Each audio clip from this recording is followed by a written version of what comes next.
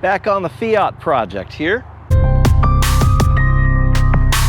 Back on the Fiat project. So where we left it, we had attempted to install the mechanical fuel pump down in there, and we experienced dismal failure doing that. So we are going to do something else. We are going to install a block-off plate where the mechanical fuel pump would go, and we are going to install an electric fuel pump, which should make things run way more reliably, and we can actually do it without removing all this stuff to get there. So goal is we should be able to get that physical stuff installed, and then all we have to do is find a source of switched power to connect the fuel pump to. We'll install a relay and its own dedicated power line running to the battery, and then whatever the switched power is, that'll act as control for the relay to provide power to the fuel pump. So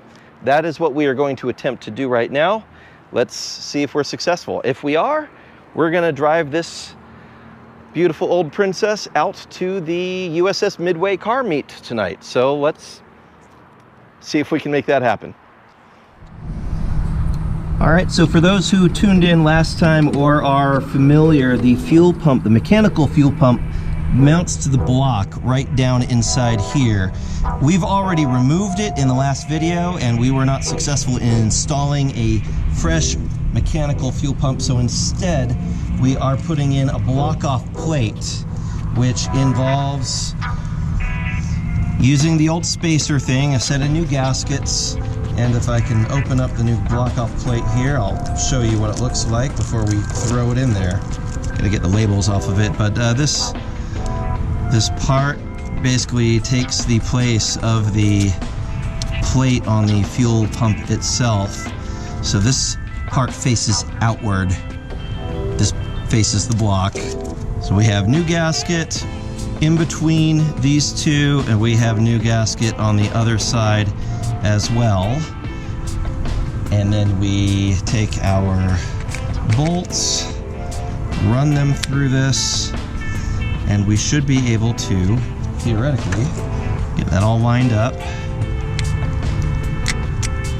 So that should bolt in place of the mechanical fuel pump, and hopefully it's not going to be a lot of drama. So let's see how successful we are at this. I'm just going to attempt to get it in threaded into the bolts first, and of course it's bright outside and dark in the engine bay, so I gotta do my best. There it is, all the way down there. Okay. Admittedly not the best angle for viewing what I'm actually doing down in there. I'll try to drop the camera down after I get it threaded, but let me dip it down there and let me show you what I'm doing. So right down there. Let's see, this camera all the way in there. There, you should be able to see the hole in the block where this pump goes. So that's where the mechanical fuel pump would have gone, and that is where the block-off plate is going to go.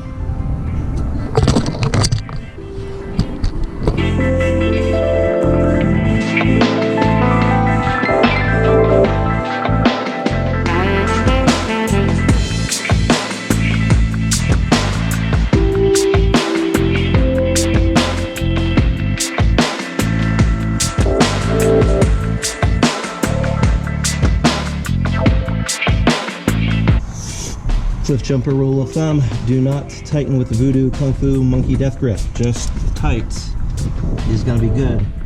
And after it goes through a few heat cycles, we will double check it to make sure that it is actually remaining tight down there.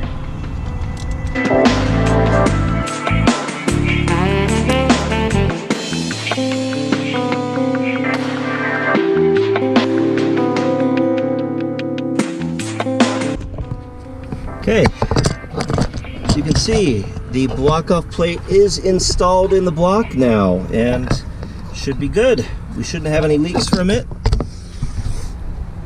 Somebody pointed out to me that one of the problems with the mechanical fuel pump when they fail is they can dump fuel not only outside, but they can dump fuel into your block and dilute your oil, which means we're gonna need to do an oil change on this girl before we take her out on the road, just to make sure that it's not diluted oil and it's actually lubricating the way it should. So we'll take care of that. That won't take more than a couple of minutes. The next order of business, though, is mounting the fuel pump, which I think we will find a little spot for it, yeah, in here somewhere, and that will nestle in there all right. Find a good little mounting spot, and then I need to wire the relay for power for it, and we need to find a power source that's switched. I think there's one underneath here, so I'll do a little testing with a multimeter on that just to be sure. So looking for a place to put the fuel pump, I think this part of the bulkhead right down here is going to work, and if I position the pump vertically like so, then it should function as it needs to, and we'll have access to the fuel nibs on both sides, and the hose won't be crimped. Now I could put it a little bit sideways down there too, but there's already a spot down here. It just, anyway, it looks like it'll work, so that's what we're going to go for. What I'm going to do is attach the inlet hose to the fuel pump first and tighten that down so that we've got kind of a one end of it secure, and then I won't have to worry about reaching this hose clamp after the bottom is oriented away from me down there in the engine bay.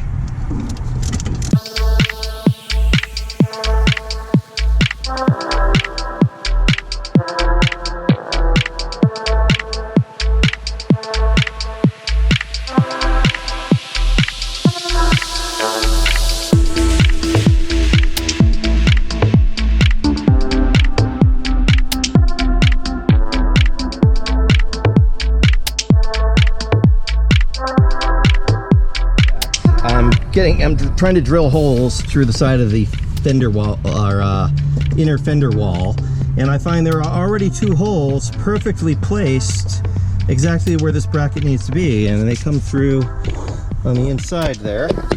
So I'm just going to go ahead and put bolts through from this side, bolt it in on the other side, and we'll call it a day. Also, fun fact, I've taken apart a few Corrados and got a lot of spare parts for them, so these bolts will work perfectly. So I'm using Corrado parts to fix a Fiat. What could possibly go wrong?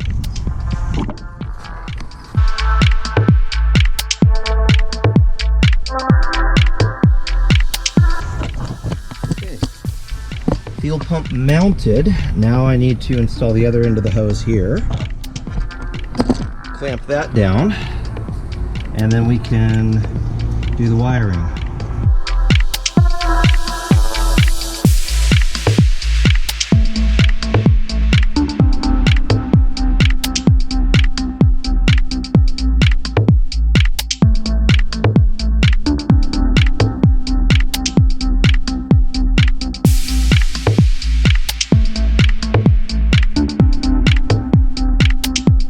I'm going to see if this terminal here is on switched power, and if it is, then we are in very easy business for what we need to take place here. So I've got the multimeter,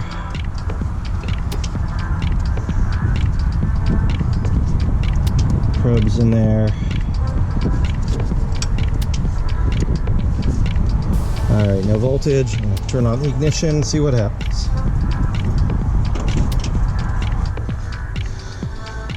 Nothing. So that is not switched power.